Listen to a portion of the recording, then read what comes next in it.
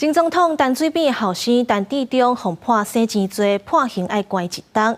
昨下晡3点外去到高雄地检署报道，要入去封关。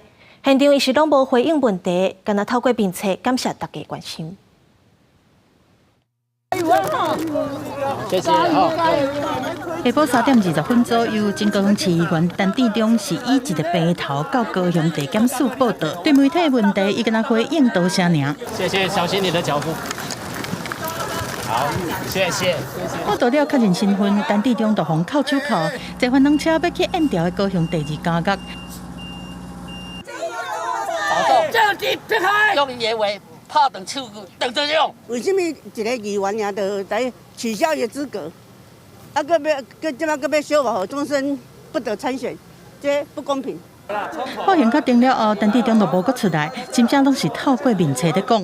法官执行进前嘛发文讲心声，请大家互伊先讲再见，嘛感谢大家的爱和温暖。嘛因地邦桥的死甲外界讲，伊会坚韧面对困难，搁一摆转来看会搁较强。陈致中和因某黄瑞晴是涉嫌替妈妈吴淑珍来洗钱，黄瑞晴判刑10个月，假罪4年，但陈致中判刑1年确定，就要入去关。吴淑珍判刑2年，最高法院发回警审，经3审已经昏暗。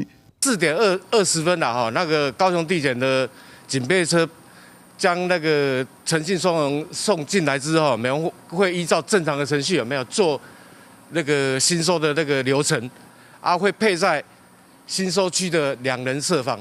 监狱这边讲，陈致中入监了后，心情真平静，会分去一般新收的舍房。未来接见嘛，照法令的规定，和其他的收容人拢同款。刑法规定，有期徒刑若坐监超过一半的时间，就会当申请假释。陈致中坐监满6个月，就会当申请假释；入监满2个月，嘛有机会红选去做外役监。表现好，阁会当申请转去厝探视。记者综合报道。